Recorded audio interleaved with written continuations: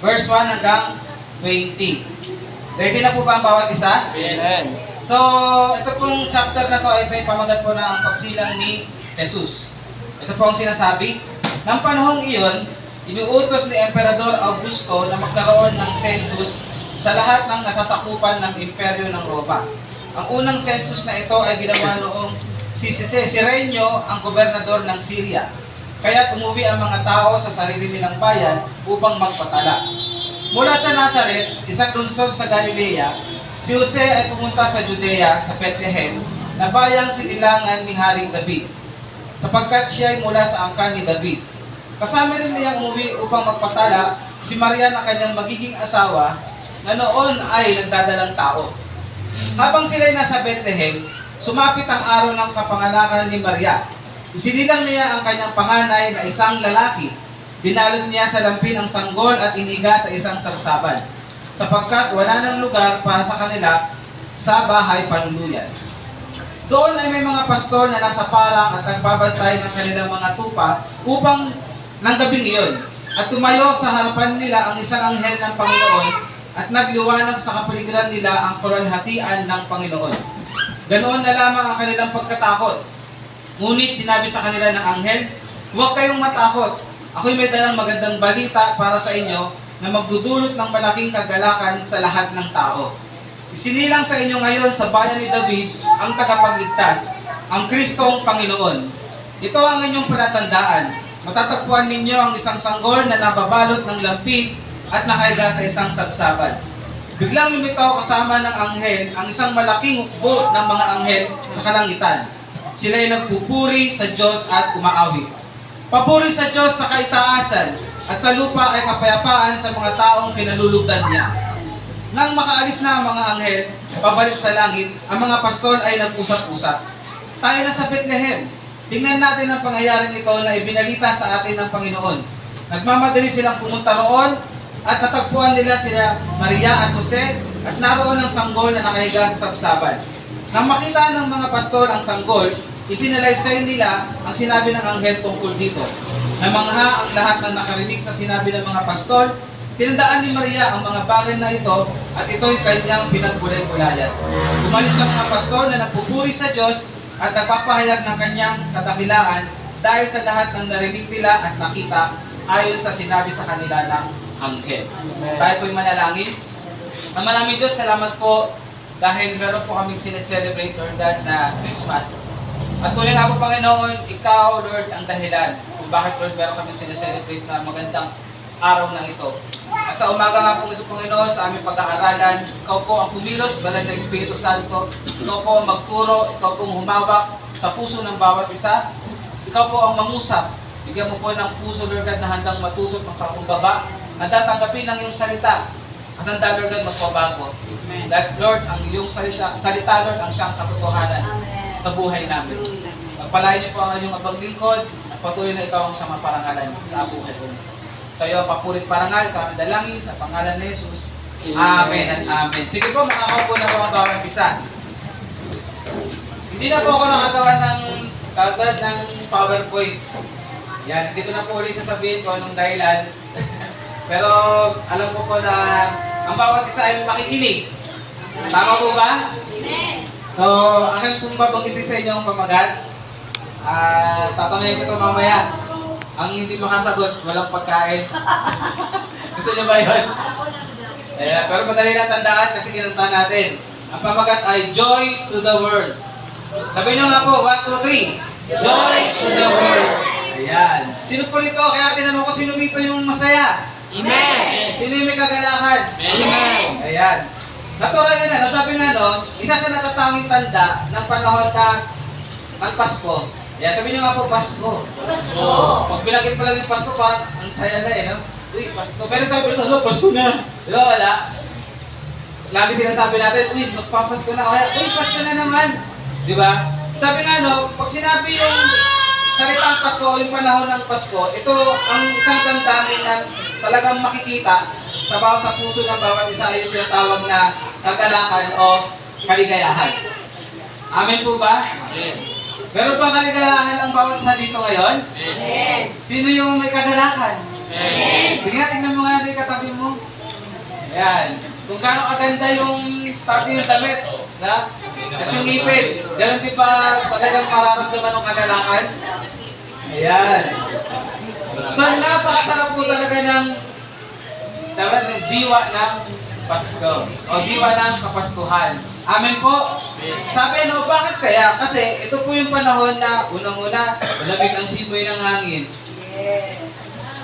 Malamig ba ang simoy ng hangin? Ayan. Kasi ito rin yung panahon na nagsasama-sama ang bawat pamilya. Amen? At minsan, hindi lang pamilya, kundi yung mga magkakaibigan. Nagkakaroon ng pag-usapan na magsama-sama. Sabi nga raw, ito rin yung panahon na, alam ko si dito marami mag-amen. Ito rin yung panahon na ikaw ay nagkakaroon ng pagkakataong tumanggap ng regalo. Bigyan ng regalo, Pas. Yun. Kasama rin yan.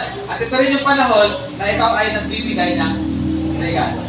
Amen po ba? Amen. Sino pa masaya dito kapag nagbibigay ng regalo? Amen. At tumatanggap? Amen.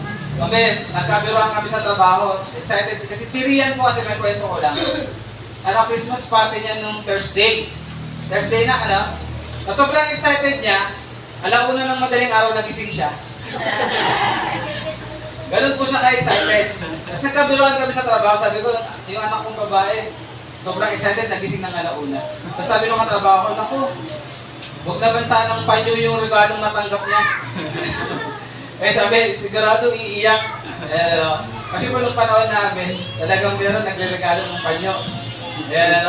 Yung lahat may mga laruan, tapos kaya napunta yung panyo, i-ready na yun para maiyak ka kasi ikaw yung tumanggap ng panyo. Pero na siguro sa mga babae, lalo na yung uso dati yung mga panyo na merong design.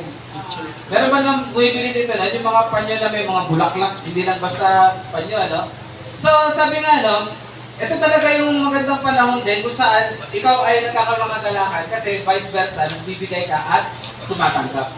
Sino rito ngayon yung naghanda na merong ibibigay? Meron. May na. Sino rito yung naghanda na merong ibibigay? Yun. Pero meron din pang handa na tumanggap? Parang ayaw niya. Sige, wala na kukuha na. Ayan, syempre, kasama rin yun. Pero alam nyo ba, narinig natin na yung iba, nasasabi nila na ang Kapaskuhan daw ay mas nararamdaman na lang daw ng mga bata. Sino sa inyo yung makapagsabi na ng ganun? Na alam niyo yung pagpasko, hindi na ako katulad ng bata ko na ganun ka-excited eh.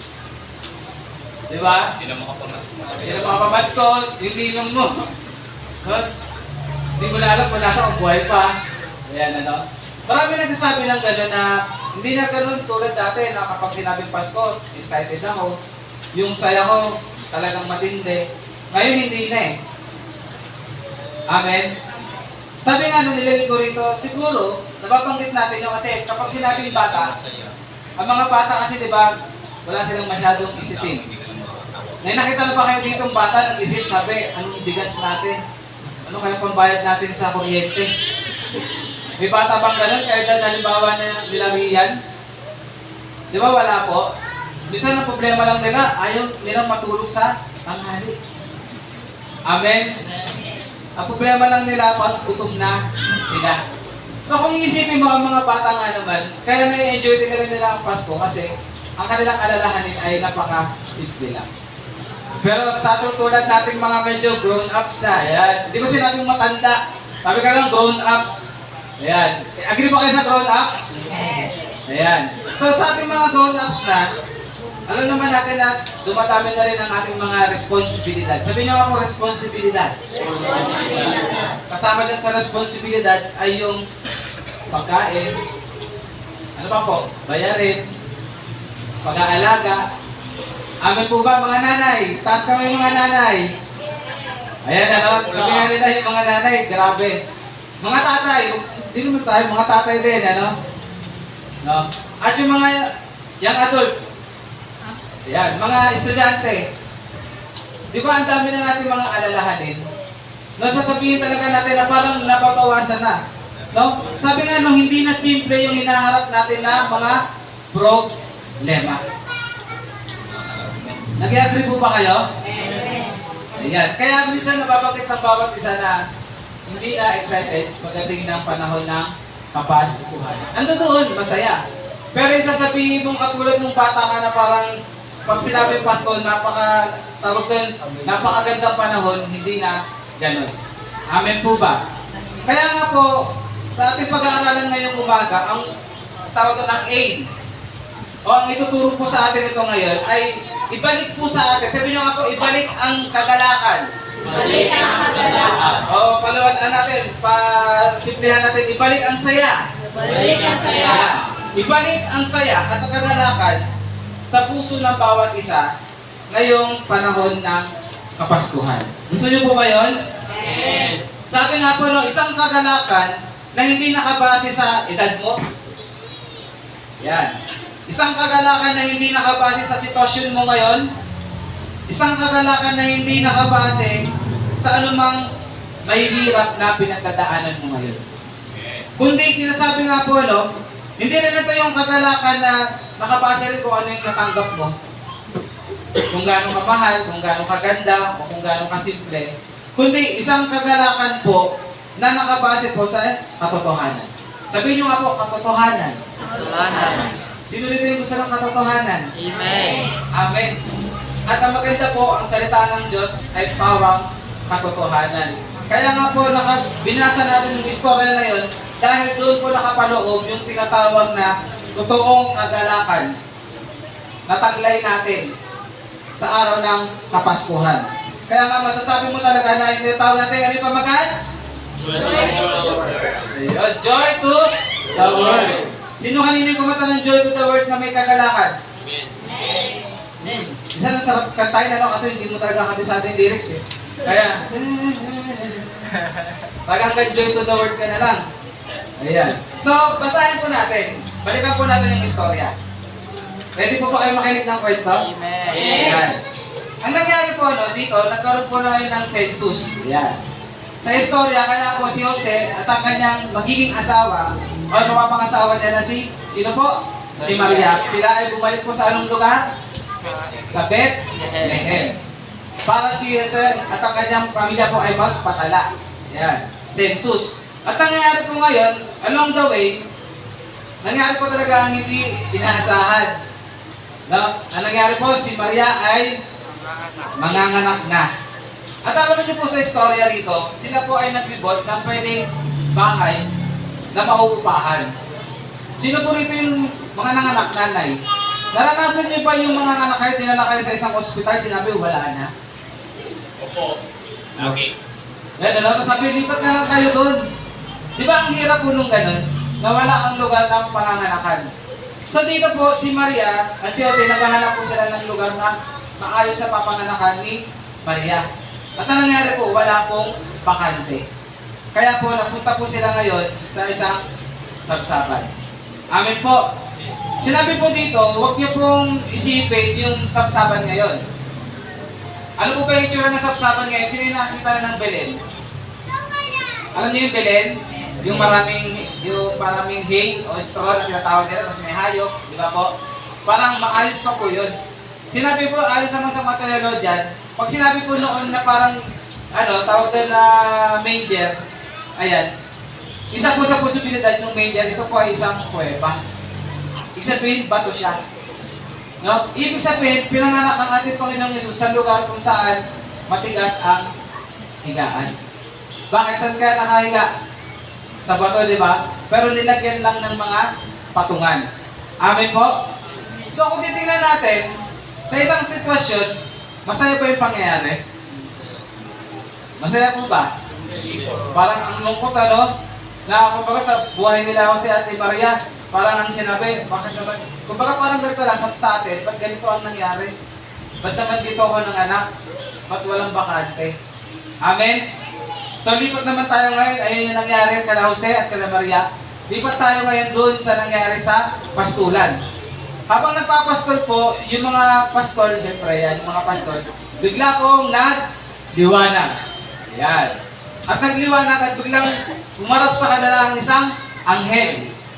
Amen po. At natakot sila. Pero sabi sa kanila, huwag kayong matakot. Bakit? Meron daw silang magandang balita.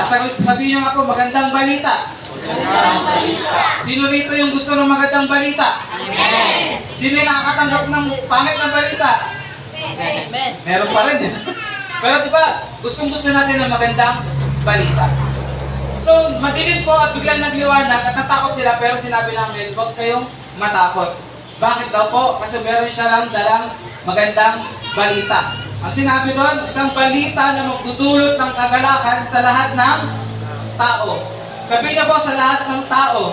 Lahat ng tao. Ayan, at ano po yun? Ipinanganak sa bayan ni David ang tagapagligtas. Amen po ba? So, doon nangyari ngayon, nabanggit yung sinatawag na magdudulot ng kagalakan. Saan daw po? Sa lahat ng tao. Pag sinabi po sa lahat ng tao, ayun po ba ay tumutukoy lang sa mga tao ng panahon nila? Anong ibig sabihin nun? Pati sa atin at sa mga susunod pang henerasyon. Amen po ba? Na-amaze po ba kayo? Amen. Ayan, ano, kaya nga, sabi nga, ano, ang pag-uusapan natin ngayon ay para magkaroon ka ng tunay na kagalakan ayon sa katotohanan. Na dumating man yung panahon na wala kang pera sa araw ng Pasko. Dumating man yung panahon na meron kang sakit sa araw ng Pasko. Hindi ko naman sinasabi, ano, pero hindi natin maiwasan. Amen po ba? Dumating man yung panahon na wala kang tanggapin na regalo sa araw ng Pasko. Pataglayin mo pa rin yung tinatawag na tunay na kagalakan. Amen po ba? At wala pong iba yun, kundi yung tinatawag na pangyayaring ipinanganak ang ating Panginoong Hesus Kristo. Pwede bang palakpakan naman natin ng Lord yan? Amen po ba? Ayun po yung magdudulot ng kagalakan. Ayun po yung magandang balita that will cause great joy for all people. Magkukos po, sabihin magiging dahilan o magiging tawag na yun yung paghuhugutan ng tunay na kagalakan. Kaya nga po ngayong umaga, ayun po yung tatalakay ko sa inyo. Dalawang bagay lang naman po. Yan. Hindi ko nasasabihin yung gustong-gusto nyo marinig na maikli lang to. Pero dalawang bagay lamang po. Two essential reasons kung bakit nga ba good news ang kapanganakan ng ating Panginoong Jesucristo na magdudulot ng kagalakan sa buong sangkatauhan. Ready na po ba? Ayan. Unang-una po, yung tinatawag po na ang kapanganakan po ng ating Panginoong Jesucristo ang katuparan ng plano ng Diyos para sa kaligtasan ng sangkatauhan. Amen po. Bisa ng mga tao, akala nila mabigat na sitwasyon na wala kang pera. Akala nila mabigat na sitwasyon na meron kang sakit. Pero hindi na unawaan ng karamihan na mabigat na sitwasyon ng tao ay yung nasa kasalanan ka pa. Amen po ba? Kaya nga po, ang Panginoon ipinanganak upang mangyari po ang plano ng ating Diyos na kaligtasan sa sangkatauhan. Alam niyo po, sino po yung nakakaalala ng istorya ni Adan at ni Eva? Ano yung kinain nila? Prutas, may nagsasabi pa rin ng mansanas. Baka kainin natin ng mansanas mamaya. Actually, hindi po yung mansanas. Sinabi lang po sa Bible ay prutas o bunga ng punong kahoy na nagbibigay ng kaalaman sa mabuti at masarap. Ang lahat po ay doon nagsimula. Ang pagpasok ng kasalanan, pagpasok ng kamatayan. Amen po ba?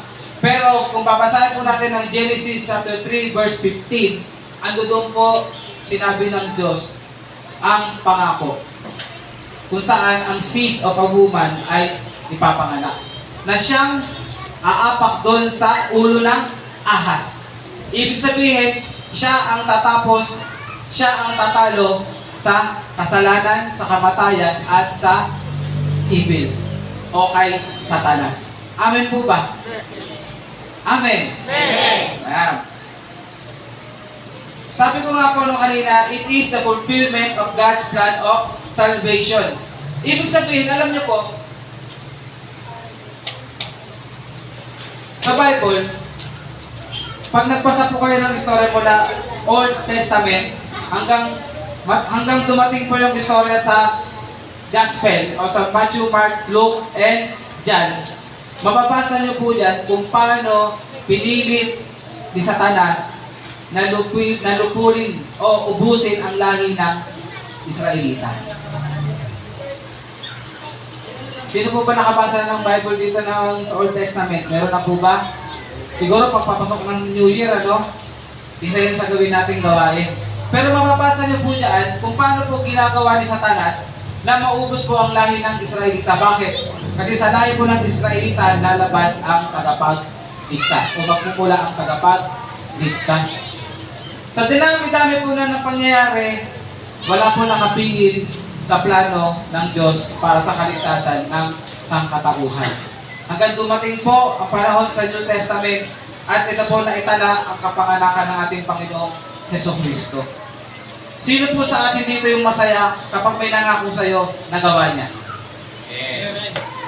Ulitin ko, mukhang lahat napako yung pangako Sino rito yung masaya kapag may pangako sa'yo ay naganap o nagawa? Sino rito yung nag-aantay pa ng pangako? May pagkakataon pa para tuparin. Kaya huwag kang sumuko.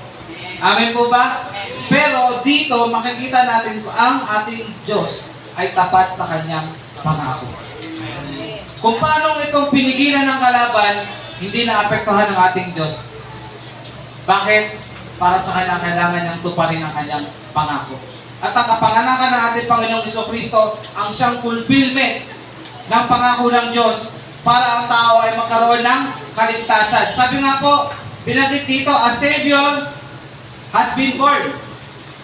Ang tagapagligtas, ang Misaya ay pinanganak.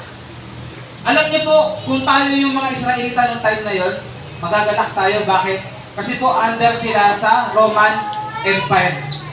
Kaya akala nila yung kapanganakan ni Jesus, siya ay magiging hari. Siya yung tawag doon, magiging hari na lalaban sa Roma. Pero hindi nila naunawaan na si Jesus, ang gagawin niya ay gagapiin niya ang kasalanan at ang kamatayan. Amen? Pero sa atin ngayon, malinaw sa atin. Sabi nga mo, si Jesus, pinanganak siya dahil siya ang tatalo sa kasalanan at kamatayan at siya ang tuluyang gagapi sa evil one. Amen. Sino rito yung takot pa rin? May takot. Sino yung takot mamatay? Hindi takot mamatay? Sino yung may pag-aalala pa kapag namatay? Amen? Alam niyo po ba, sa pamamagitan ng ating Panginoong Jesucristo, hindi mo na kailangan matakot sa bagay na yan. Oo, meron, pero hindi ka na yung tulad na parang wala kang pag-asa. Dahil tinalo ng Panginoon ang kamatayan. Kaya nga sinabi niya, kung sino man ang manampalataya sa Kanya, ay tiyak na mabubuhay. Amen po. Kasi sinabi rin niya na ang ating Panginoon sa Kanyang panganakan, magaganap na yung tinatawag na ang mga tao ay makakalaya sa gapos ng kasalanan. Pero nila siguro kung ang tao, masarap sa kasalanan. Pero sa mga tao na alam nila na ang kalagayan nila ay napakatindi dahil sa gapos ng kasalanan, ang istorya ng kapanganakan ni Jesucristo ay tunay na magbibigay sa kanila ng pag-asa. Amen po ba? Sabi nga po, at ang kapanganakan ng ating Panginoong Jesucristo, ito yung palatandaan na meron ng pambayad. Sabi niyo nga po, pambayad. Pambayad. Sino yung wala pang pambayad ng utang? Amen. Actually, meron tayong hindi kayang bayaran. Ayun ay ang kasalanan. Kahit anong gawin mo, kahit saktan mo sarili mo, kahit ipako mo yung sarili mo ng 1,000 beses, kahit anong mabubuting gawa ang gawin mo, hindi natin kayang bayaran. Dahil ang lahat ng ito ay pawang basahan lamang sa harapan ng Diyos. Pero, sa kamatayan ng ating Panginoong Jesucristo, nagkaroon ng pagbayad sa ating mga kasalanan. Natubos tayo sa ating mga kasalanan. Pwede ba palakpakan natin ng Lord?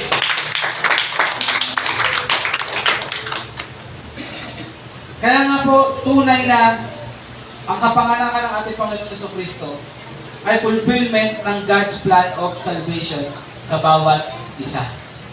Ibig sabihin, kapatid, mga kapatid, yan.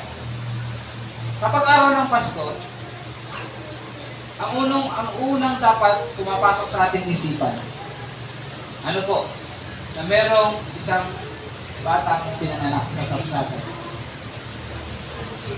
na siyang katuparan ng pangako ng Diyos dahil mahal ka ng Diyos. Sabi mo sa katabi mo, mahal ka ng Diyos.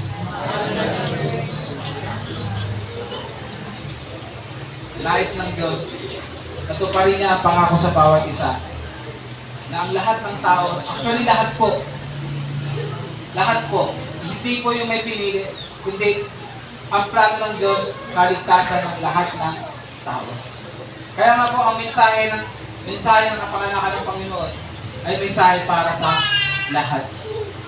Kaya po, ito po yung isang bagay na kapag parating ang Pasko, kapatid, kung nauunawaan natin ito, hindi ka nalulungkot. Amen po ba? Sa number 1 point pa lang natin, sino kaya dito yung meron ng masasabing kagalakan sa puso ngayon? Amen. Parang hindi pa kumbinsido. Sino ngayon sa umagang ito sa point number 1 pa lang, nakaramdam ka na ng pasasalamat at kagalakan sa puso mo? Amen. Dahil tapat ang Diyos, tinupad niya ang pangako niya na isisilang ang tagapagligtas. Isinilang ang tagapagligtas, kaya tayo ngayon ay merong kaligtasan. Alam niyo po, kahit anong parte-parte natin, kahit anong sarap ng pagkain natin, kung hindi sinilang si Kristo, sa huli, malungkot pa rin tayo. Sa huli, magdurusa pa rin tayo. Sa huli, wala pa rin silbi ang pagdiriwang natin. Amen po ba? Kaya, naniniwala ba kayo ngayong umaga, ang celebration natin ay talagang merong meaning? Yes. Merong purpose? Yes. Bakit? Kasi pinanganak ang ating tagapagligtas. At tapat ang Diyos na tinupad niya ang kanyang pangako. Palakpakan nga po natin ang Panginoon. At alam niyo po, isa rin sa idadagdag ko pa, dahil po sa kapanganakan natin Panginoong Jesucristo, may pagkakataon po ng tao ay magkaroon ng reconciliation. Tawag doon, pagkakasundo. Sabi niyo po, pagkakasundo. Pagkakasundo. Ang tao ngayon at ang Diyos ay magkakaroon na ng pagkakasundo. Dahil sa ating Panginoong Jesucristo. Ayan. So, pangalawa. Sabi nga po, no, yung pinanggat dito that the good news is for all people. Sabi niyo nga po, for all people. For all people. Ibig sabihin, ito ay para sa lahat. Kaya ang araw ng Kapaskuhan, huwag mo sabihin para sa bata lang. Sabihin mo nga, hindi yan para sa bata lang. Para sa akin din. Turo mo katabi mo, para sa'yo din. Pwede ba sa susunod na taon, pagpapasko na, walang magsasabi rito, malungkot ako sa Pasko. Ang Pasko kasi para sa bata lang, hindi. Ano daw ang mensahe ng Kapaskuhan? Para sa lahat. Kaya nga diba, ito ay magdudulot ng kagalakan sa lahat ng tao. Kaya ang Kristiyano, dapat siya ang pinakamasayang tao sa araw ng Pasko. Amen po ba? Amen. Sino nag-agree? Amen. Kahit walang tinanggap na 13-month pay. Amen. Kahit naubos agad yung 13-month pay. Amen. Amen? Pero hindi pa kahit ang Lord na hindi ka pagpalain. Amen po ba? Amen. Hallelujah. Sabi nga po, no, sino ka man? Sabi mo sa katabi mo, sino ka man? Ano man ang nagawa mo? Ano man ang sitwasyon mo? Ang mensahe ng kapanganakan ng Panginoong Hesus ay para sa'yo. Para magkaroon ka ng tunay na kagalakan. Amen. Palakpakan natin ng Lord. Ayun yung mensahe. Hindi yan tukol lang sa regalo, hindi lang yan tukol sa may bibigay mo. Kasi minsan meron din naman talaga mga tao na lulungkot dahil walang pagbigay. Amen? Magkinala akong ganun. No? Walang maibigay. Meron kang maibibigay, ano? Panalangin. Meron pa rin. Pero kung meron ka talaga sa bulsa, magbigay ka rin. Amen po ba? Sino rito may inaanak? Huwag magtatago. Kasi kayo rin yung ginagamit na kaparaanan para magdulot ng kagalakan sa mga inaanak niyo. Amen po ba?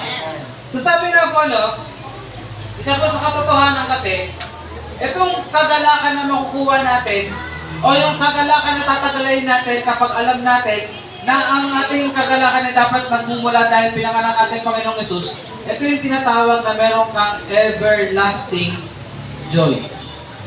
Sabihin niyo nga po, everlasting joy. Everlasting joy. Ibig sabihin, kagalakan na pang walang hanggan. Sabi mo nga, kagalakan pang walang hanggan. Ibig sabihin, habang nandito ka sa lupa, may kagalakan ka. At kapag dumating na yung panahon, kasama mo na ang Panginoon, puno ka pa rin ng kagalakan. Amen. Gusto niyo ba yun? Amen. Ayun po yung katotohanan. Kaya nga po, kapag nararamdaman natin o nalalaman natin papalapit na ang Kapaskuhan, ang mga Kristiyano ang siyang unang-unang dapat tunay na mga masasigla. Sabi niyo nga po, masisigla. Masasaya. Amen po ba? Amen. At mayroong tunay na kagalakan. Amen. Amen po? Amen. Sige nga, tingnan mo na yung katabi mo. Tingnan mo nga yung itsura niya, yung kanina pagsabi masaya. Kasi ngayon, nagbago ba? Amen. Mas maganda na ba yung ngiti? Amen. Ayan, lalo. Dapat mas maganda na yung ating ngiti. Kasi ngayon, alam na natin kung ano ba talaga yung tinatawag na pinagmulan ng tunay na kagalakan. Amen po ba? Alam niyo po, sa Bible, hindi naman natin mababasa. Hindi natin mababasa na December 25, pinanganak ang Panginoong Jesucristo. Amen. At hindi ko rin sa inyo ituturo na December 25, pinanganak si Kristo. Bakit? Wala kasing nasulat sa Bible. Pero, isa po sa maganda ay yung pag-alaala. Yung kahalagahan ng pag-alaala. Kaya nga po sa mga magulang, taas kamay ng mga magulang, taas yung kamay, maigi. Kapag araw ng Kapaskuhan, huwag niyong ipapakilala si Santa Claus. Marami nang sinaktan si Santa Claus ng mga bata. Kasama po ako doon. Ako din ba? Ha? Sinabi sa akin, si Santa Claus darating nang hindi mo alam. Lalagyan ng candy yung medyas. Hindi ako natulog. Umasa ako, walang dumating na Santa Claus. Kaya dumating si ate eh. Hindi po. Ilagyan niya natin ng candy. Nilagyan. Di ba po? Kasi, hindi siya ang reason. At kung din sasabihin na kaya may tawag doon ang Christmas, na kaya ang Christmas dahil ang tawag doon yung parang nauna yung reason ng Christmas, naidikit natin yung kapanganakan ng Panginoon. Hindi po.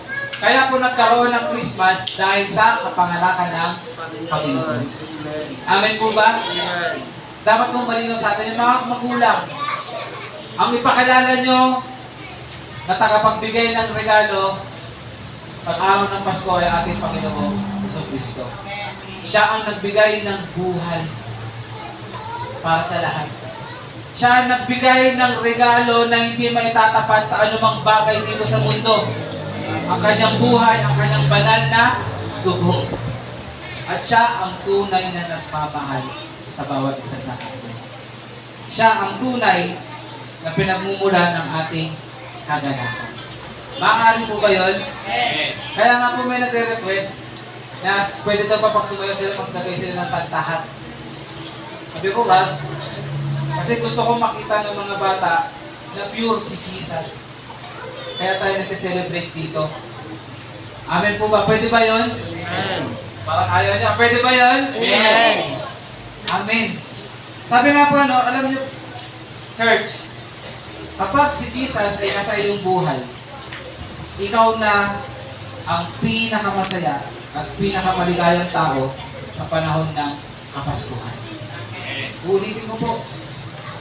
Kapag si Jesus ay nasa iyong buhay, ikaw na ang pinakamasaya at pinakamaligayang tao sa panahon ng Kapaskuhan. Bakit? Kasi tinanggap mo ang pinakadakilang regalo na kaloob ng Diyos para sa lahat. Amen po. Pwede bang palakpakan natin ang Lord? Kaya nga napakamili po ng ating celebration because we have Jesus in our lives. Amen po. Amen. nasa puso natin ngayon, nasa buhay natin ngayon, ang Diyos na nagbigay ng kanyang buhay. Ang Diyos na unang umibig sa atin. Ang Diyos na hindi niya pinagdamot ang buhay niya para sa atin. Ang Diyos na tunay na nagmahal sa iyo. Ang Diyos na ang gusto ay kagalakan ang maranasan mo. Amen po. Kaya nga po nabanggit na ni ate kanina, tandaan natin, Jesus is the reason for the season. Yun nga po, Jesus is the reason for the season. Hindi regalo, hindi handaan, hindi party-party, kundi sino? Jesus. Person. Persona po ang dahilan ng reason for the season of Christmas. Amen po ba? Kaya nga po, let's declare sa umagang ito. Sabihin mo po lang, mauna po ako. Ayan, medyo gumagasgas na. Hindi pa ako nagko-concert, gumagasgas na. Ayan. Sabay-sabay po natin sasabihin ito ha. Malakas dapat. Pwede po ba yun? Yung pinakamalakas na kaya mo, nakasama yung joy sa puso mo. Pwede ba yun? Yes! Sabihin mo to. Ako muna. Ako muna. Ito po sasabihin natin. Joy to the world, the Lord has come. Parang kanta na. Kaya po ba? Yes! Ma-practice. 1, 2, 3, mahina lang. 1, 2, 3. Joy to the world. Ba't hindi sabay-sabay? Okay, class. Ulit. 1, 2, 3. Joy to the world. The Lord has come. Okay, isisitaw natin pa na may deklarasyon na tayo ay mayroong tunay na kagalakan dahil ipinanganak ang ating Panginoong Heso Kristo. Okay, joy to the world, the Lord has come. 1, 2, 3. Joy to the world. The Lord has come. Palakpakan natin ang Panginoon. Hallelujah, ating lahat ay tumayo. Hallelujah, tunay nga po na taglay natin ang kagalakan. Taglay natin ang magandang balita. Taglay natin ang Panginoon sa buhay natin. Hallelujah. Sige po tayo pong lahat ngayon ay pumikit. Sa oras na ito kapatid,